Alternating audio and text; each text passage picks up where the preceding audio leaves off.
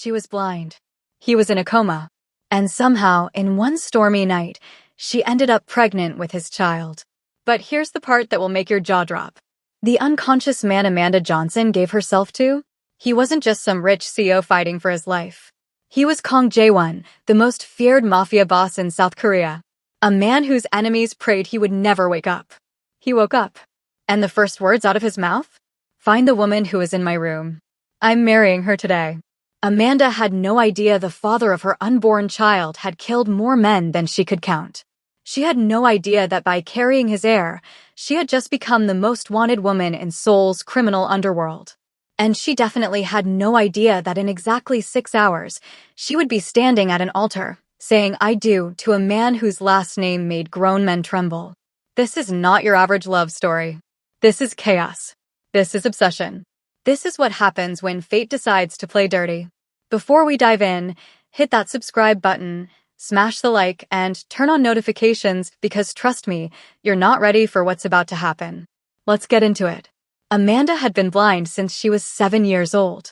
A car accident that killed her parents had stolen her sight, leaving her in a world of perpetual darkness. But darkness, she had learned over the years, was not her enemy. It was simply her reality. She navigated it with grace, with her cane, with her heightened senses, and with an independence that made most people uncomfortable. At 24, she worked as a specialized physical therapist at Seoul's most exclusive private hospital, a position she'd earned through blood, sweat, and a determination that refused to acknowledge limitations. Her patients were the wealthy, the powerful, the elite. But the patient in room 1701 was different. Kang Jae-won had been in a coma for 6 months. A car bomb meant for him had killed his driver and left him suspended between life and death. The hospital's records listed him as the CEO of Kang Enterprises, one of South Korea's largest conglomerates. What the records didn't mention was that Kang Enterprises was merely the legitimate face of the Kang crime family, an organization that controlled 70% of Seoul's underground economy. Amanda had been assigned to his case 3 months ago. Her job was to maintain his muscle tone, to keep his body functional for the day, if it ever came, when he would wake up.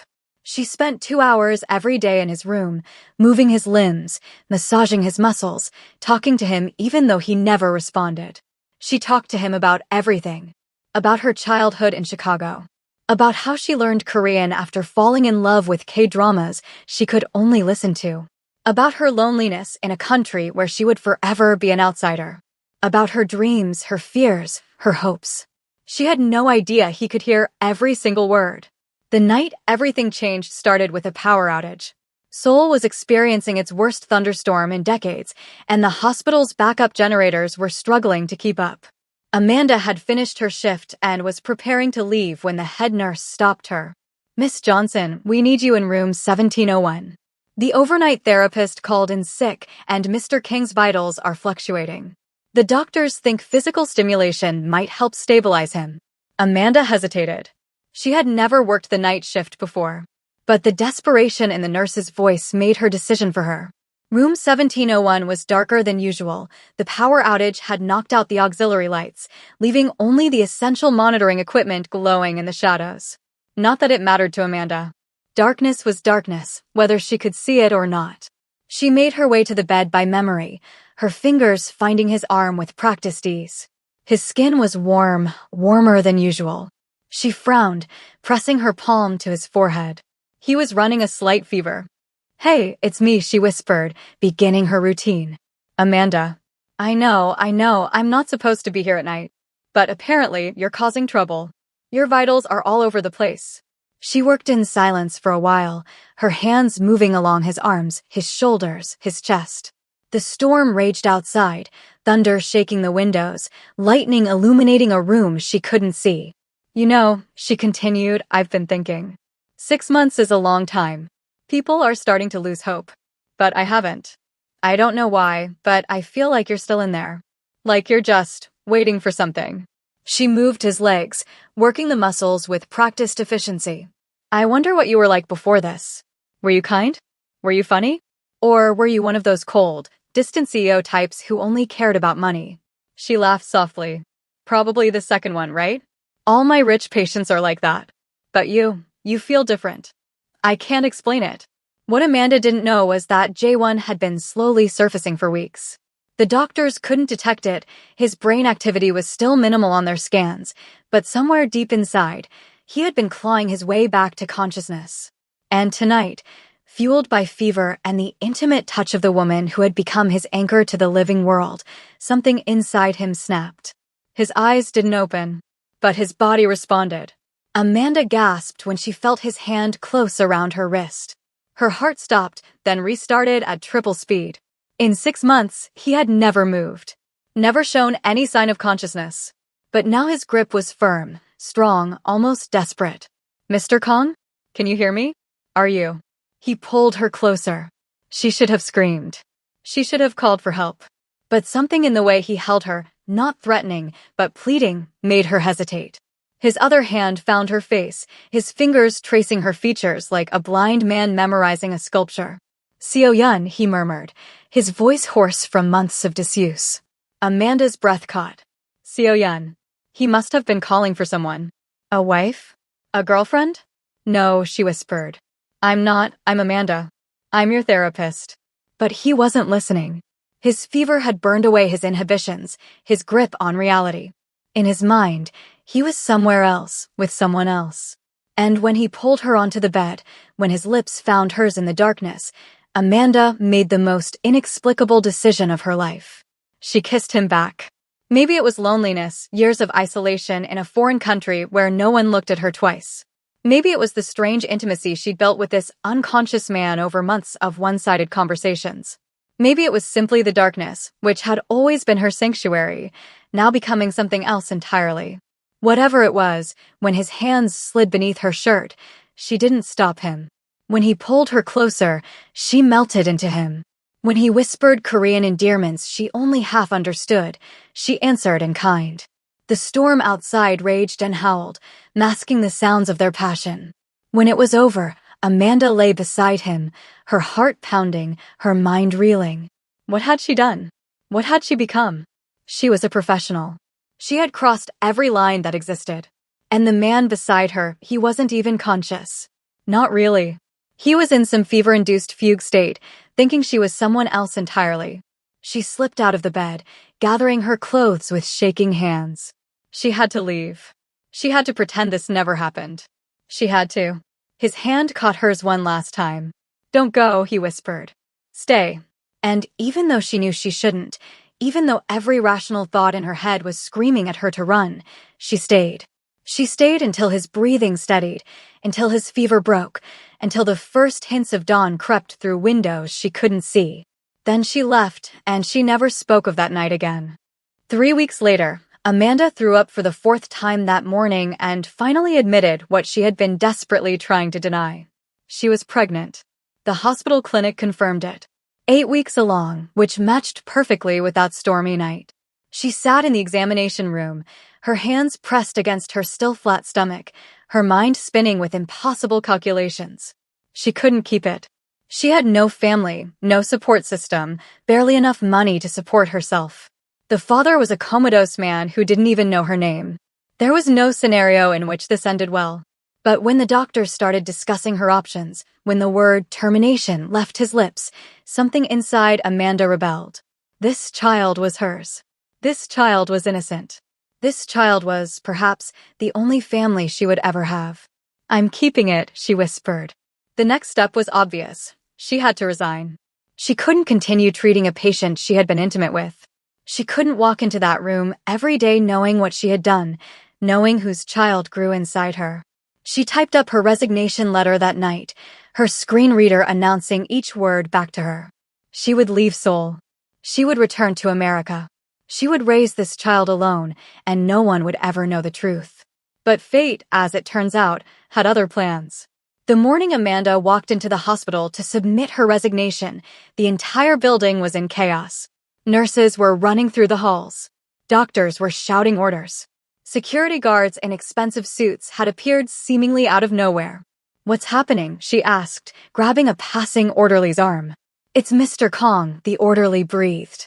He's awake. After 6 months, he's finally awake. Amanda's blood turned to ice. She should have left.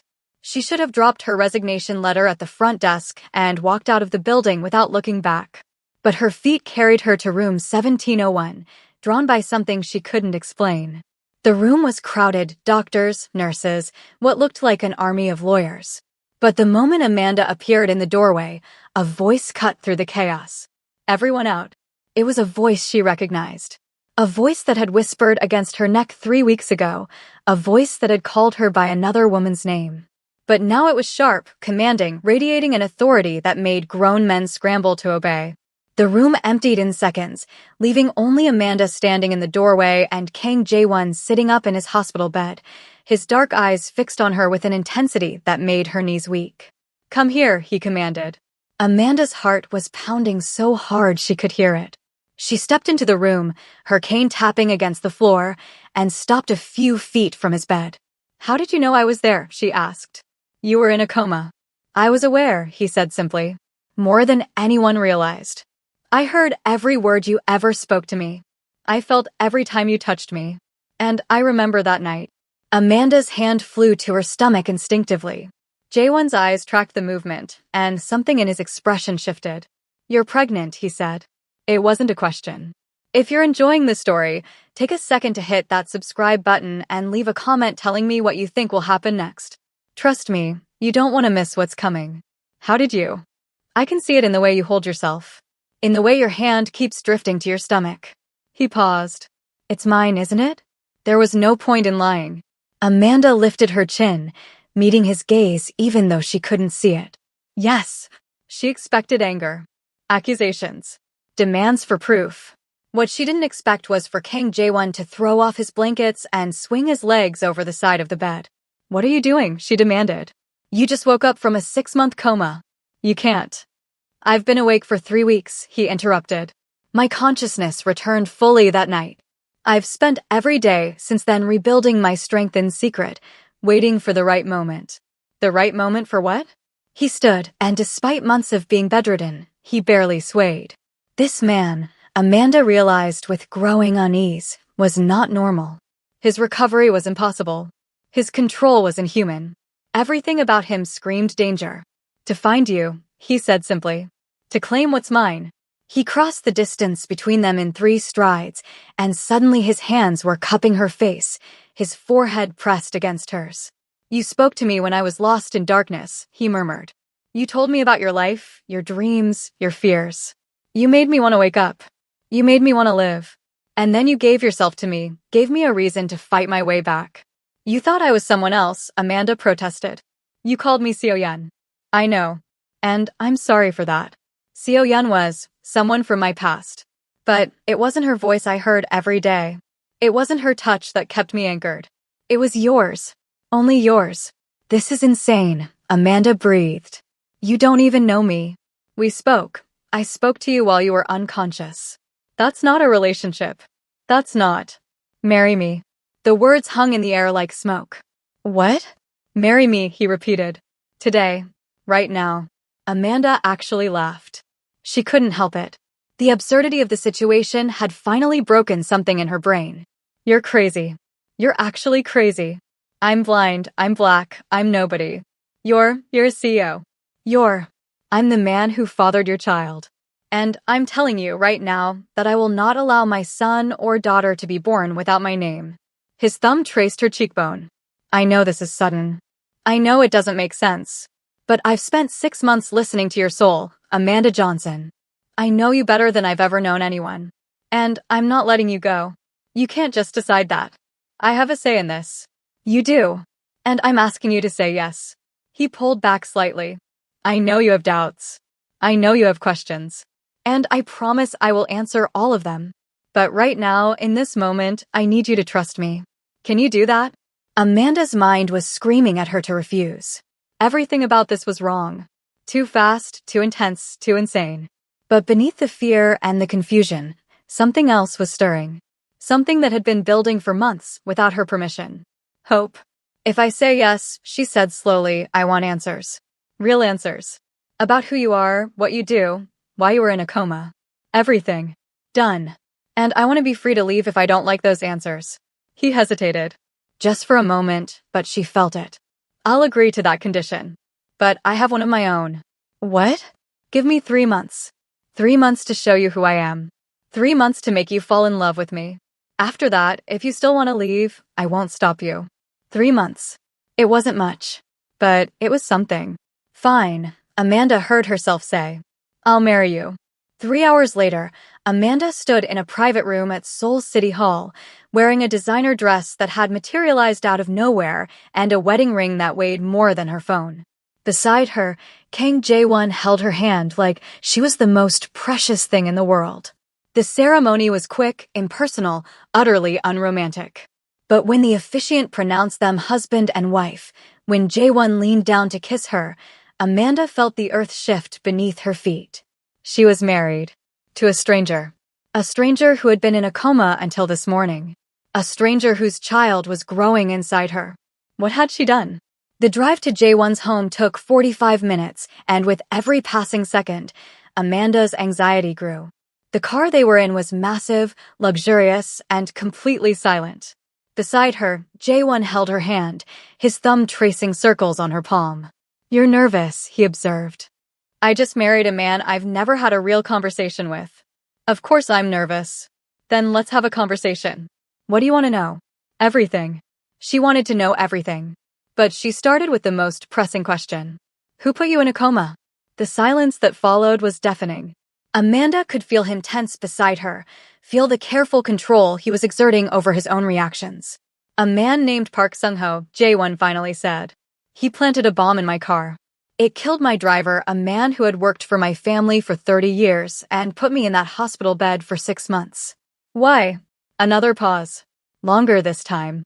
Because I'm not just a CEO, Amanda. I'm the head of the Kang family.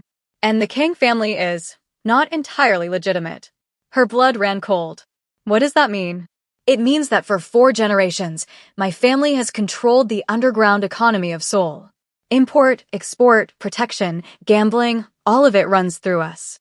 I've been trying to move us toward legitimate business for years, but there are factions who disagree. Park Sung-ho leads one of those factions.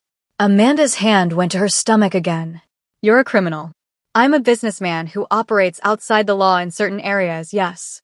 A gangster. A mafia boss. Her voice was rising. You married me and you're a mafia boss? I prefer to think of myself as a businessman with flexible ethics. Oh my God. Amanda pulled her hand away, pressing herself against the car door. Oh my God. What have I done? What have I gotten myself into? Amanda, you should have told me. Before the ceremony, before everything, you should have told me. Would you have said yes? No, obviously not. Then you understand why I didn't tell you. His voice was calm, infuriatingly calm. I knew you would run. And I couldn't let that happen. Not when you're carrying my child. Not when you're the only thing that kept me sane during those 6 months of darkness. That's not your decision to make. You're right. It's not. And I'm sorry. He didn't sound sorry. But I'm also not going to apologize for wanting to protect you. For wanting to protect our child. The moment people find out I have a wife, a pregnant wife, you become a target. The only way I can keep you safe is if you're by my side, in my home, under my protection. Or I could leave. I could go back to America, disappear. Park Sung-ho has eyes everywhere. The moment you step foot outside my protection, he'll find you. And he'll use you to get to me. Jae-won's voice hardened. I've already lost too much to that man. I will not lose you too. The car pulled to a stop, and Amanda heard gates creaking open. They drove for another minute before stopping again. We're here, Jae-won said quietly. Welcome home, Mrs. Kang. The Kang estate was a fortress disguised as a mansion. Amanda couldn't see it, but she could feel it, the weight of the security, the whispers of the guards, the overwhelming presence of wealth and power. Inside, she was introduced to a staff of 20 maids, cooks, drivers, all of whom addressed her as Madam with varying degrees of confusion. A woman named Mrs. Park, no relation to the enemy, Jae-won assured her, was assigned as her personal assistant. Her room was on the top floor, connected to Jae-won's by a shared sitting area. It was larger than her entire apartment, furnished with pieces that cost more than her annual salary. I'll give you time to settle in, Jae-won said, lingering at the door. Dinner is at 7. I hope you'll join me. Do I have a choice? You always have a choice, Amanda. I'm asking you to choose to give me a chance. He paused. 3 months. That was our agreement. Will you honor it? She wanted to say no. She wanted to demand he take her to the airport, put her on a plane, let her disappear into anonymity. But she thought about the child growing inside her, about the danger that now followed her whether she stayed or left, about the strange, impossible connection she felt to this man who was as much a mystery as ever. 7 o'clock, she said. Don't be late. Dinner was awkward, formal, and utterly silent until Amanda couldn't take it anymore. Tell me about Park Sung-ho, she demanded. If I'm going to be a target, I deserve to know why. Jae-won set down his chopsticks. Park Sung-ho was my father's most trusted lieutenant. When my father died 3 years ago, he expected to be named regent until I was ready to take over. Instead, my father's will named me as immediate heir. Park never forgave that. So he tried to kill you. He's been trying to destabilize my leadership since day one. The bomb was his most direct attack yet. He assumed that with me dead or incapacitated, he could make a move for control. And did he? He tried. But I had contingencies in place. My people held the line while I was unconscious. Jae-won's voice was grim. But he's been growing stronger. Recruiting from my enemies, building alliances. When word gets out that I'm awake, that I'm married, things are going to escalate. What kind of things? The kind of things I'll protect you from. That's all you need to know. Amanda slammed her hand on the table. No, that's not all I need to know. If I'm in this, I'm in it all the way. I'm not some delicate flower you need to shield from reality. I've been blind since I was 7 years old. I've survived things you can't imagine. So treat me like a partner, not a prisoner. The silence stretched between them. Then, slowly, Jae-won laughed.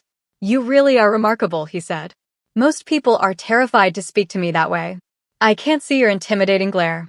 It's amazing how much courage that gives a person. He laughed again, and this time it sounded genuine. Fine. You want to be a partner? Then you need to understand the full picture. Park isn't just after my position.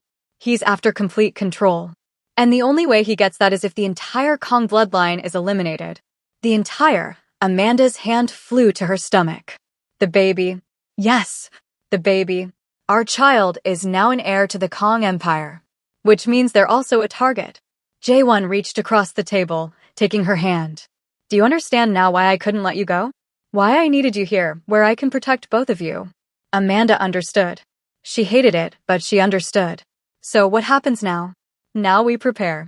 Park will make his move soon, probably within the month. When he does, I'll be ready. And me? What do I do? Jae-won's grip tightened on her hand. You survive. That's all I ask. Whatever happens, whatever you hear about me, whatever you see, you survive. Over the next few weeks, Amanda began to settle into her new reality. It wasn't easy. The mansion was enormous and unfamiliar, the staff were formal and distant, and Jae-won was often gone for hours at a time, doing things she didn't want to think about. But slowly, gradually, things began to shift. Jae-won made an effort. Every morning, he had breakfast with her. Every evening, he returned in time for dinner.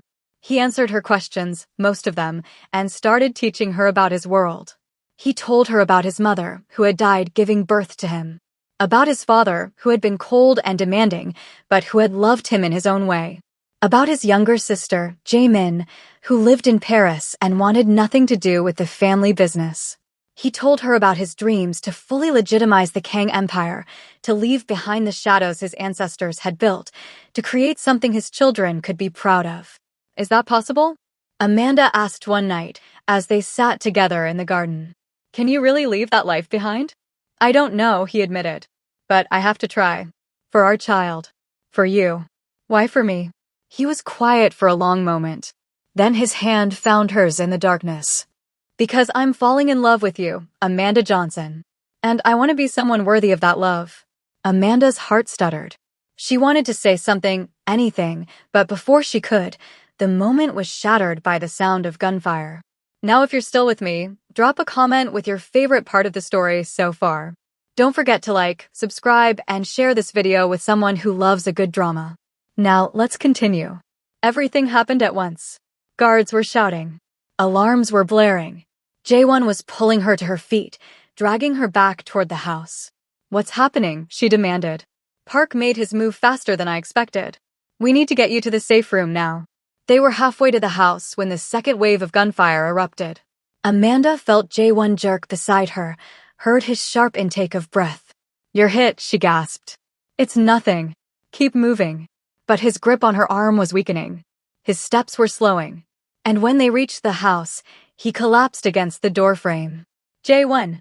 Amanda dropped to her knees beside him, her hands finding his chest, his shoulder.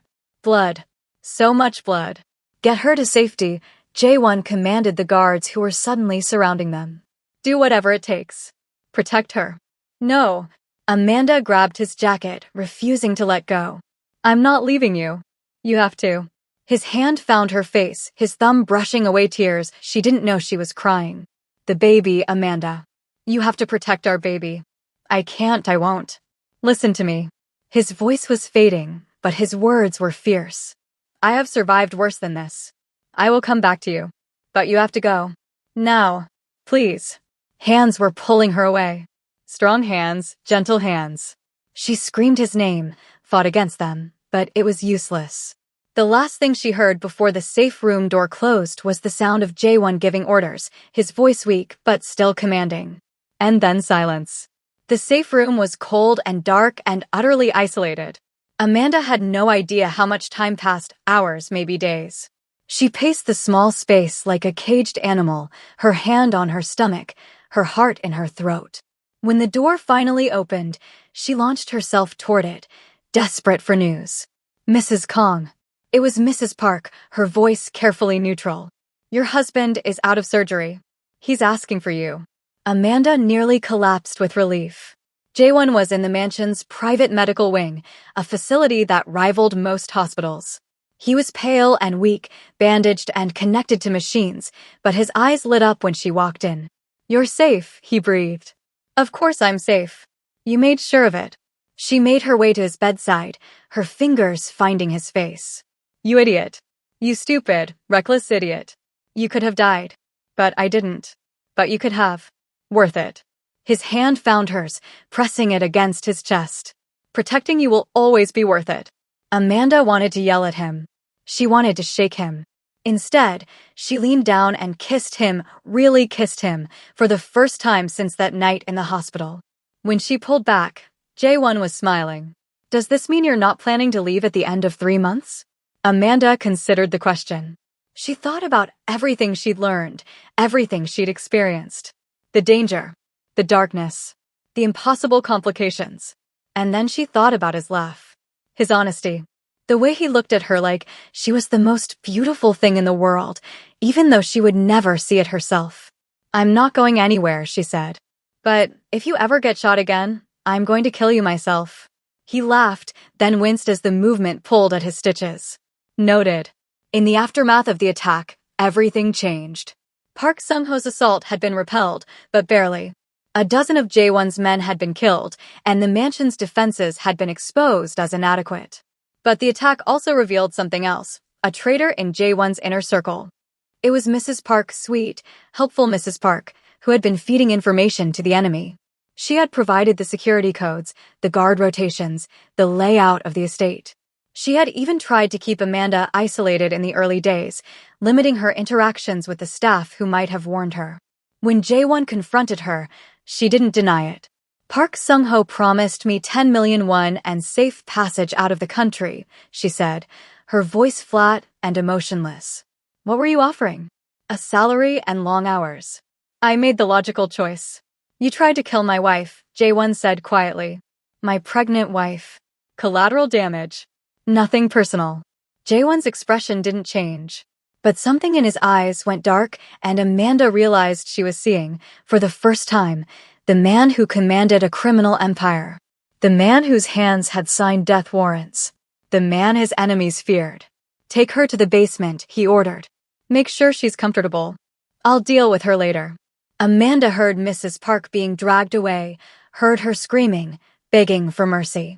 When the room was quiet again, she turned to J1. What are you going to do to her? You don't want to know. I asked. He was silent for a long moment. She tried to kill you. She tried to kill our child. And she almost succeeded. In my world, there's only one punishment for that. Death. Yes. Amanda waited for the horror to come. The disgust. The moral outrage she knew she should feel. But instead, all she felt was cold, hard satisfaction. Good, she heard herself say. J1 looked at her sharply. You don't mean that. I do. Her hand pressed against her stomach. She threatened our baby. She deserves whatever's coming to her. He studied her for a long moment. Then, slowly, he nodded. You really are perfect for this life, aren't you? I'm perfect for you. That's all that matters. He pulled her close, holding her against his chest despite the pain it must have caused. I love you, Amanda. I love you, and I don't deserve you, and I'm never letting you go. I love you too, she whispered back. Even though you're a criminal and a killer, and the most infuriating man I've ever met. High praise. Shut up and kiss me. He did. And for a moment, despite everything, the danger, the enemies, the uncertain future, everything was perfect. But of course, it couldn't last. 3 weeks after the attack, J1 was well enough to travel. And he had unfinished business. I'm going after Park, he told Amanda over breakfast. It's time to end this. Fear gripped her heart. You just recovered. You can't. I have to. As long as he's alive, you and the baby are in danger. I won't live like that. I won't let you live like that. Then let me come with you. Absolutely not. J1. No. His voice was final. This isn't a negotiation. You're staying here, where it's safe. I'll be back within 3 days. And if you're not? He pulled her into his arms. Then the entire Kong Empire goes to you. Everything I have, everything I am, it's yours. Raise our child. Keep them safe. Tell them their father loved them. Don't talk like that. Tears were streaming down her face. Don't talk like you're not coming back. I'm coming back, he promised. But if the worst happens, I need to know you'll be okay. Promise me, Amanda. Promise me you'll survive. She couldn't speak. She could only nod. He kissed her forehead, her cheeks, her lips. I love you. More than anything. More than my own life. Come back to me, she whispered. Always. And then he was gone. The next 3 days were the longest of Amanda's life. She barely slept, barely ate. She spent every moment waiting for news, any news, about J1's mission. When the call finally came, she nearly collapsed. It's done, J1's voice said through the phone. Park is dead. His organization is scattered. It's over. You're okay? You're not hurt. A few scratches. Nothing serious. She could hear the exhaustion in his voice, but also the relief. I'm coming home, Amanda. I'm coming home to you. He arrived the next morning, battered and bruised, but very much alive. Amanda met him at the door, throwing herself into his arms with complete disregard for his injuries. Careful, he laughed. I'm still healing. I don't care. You're here. You're alive. That's all that matters. He held her close, breathing in the scent of her hair. It's really over. No more enemies. No more threats. We're free. Free, she repeated. I like the sound of that. They stood there for a long moment, just holding each other. Then J1 pulled back, his hands framing her face. There's something I need to tell you. What? I've made a decision. About the business. About our future. Okay. I'm stepping down. Handing control to my cousin, who's been wanting it for years. We're going to legitimize everything, it'll take time, but we'll do it. He took a deep breath. I want to be a good father, Amanda. A present father. I don't want our child to grow up the way I did, surrounded by violence and fear. I want them to have a normal life. As normal as possible, anyway. Amanda's heart swelled. Are you sure? This empire, it's your legacy. Your family's legacy. My legacy is you. Our child. The life we build together. He kissed her softly. Everything else is just details. 6 months later, on a beautiful spring morning, Amanda gave birth to a baby girl. They named her Hannah, meaning one in Korean, because she was the one who had brought them together. She had her father's dark eyes and her mother's beautiful dark skin. She was, in J1's completely unbiased opinion, the most perfect creature ever created. She's going to be trouble, Amanda said, cradling their daughter in her arms. I can already tell. She's half me and half you. Of course she's going to be trouble. J1 leaned down, pressing a kiss to his daughter's forehead, then to his wife's lips. But she's our trouble. And I wouldn't have it any other way. Amanda smiled, leaning into his embrace. She thought about everything that had led to this moment, the darkness, the danger, the impossible odds. She thought about a stormy night in a hospital room, about a voice calling her by another woman's name, about a choice that had seemed insane at the time, but had led her here. To this moment. To this family. To this love. No regrets? Jae-won asked, as if reading her mind. Not a single one. And she meant it. Every word. She was Amanda Kong now, wife of a reformed mafia boss, mother of a beautiful baby girl, queen of an empire that was slowly becoming legitimate. Her world was still dangerous, still unpredictable, still nothing like what she had imagined for herself. But it was hers, and she wouldn't trade it for anything. In the end, she had walked into darkness and found the love of her life.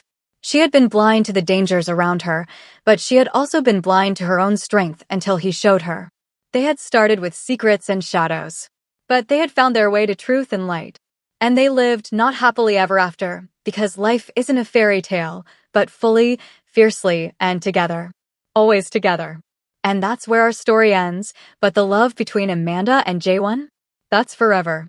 If you love this story, smash that like button and subscribe to Afro-Korean for more incredible love stories. Drop a comment telling me what you want to see next. More mafia romance? More forbidden love? I'm listening. Share this video with someone who needs to see it, and I'll see you in the next one. Until then, stay blessed.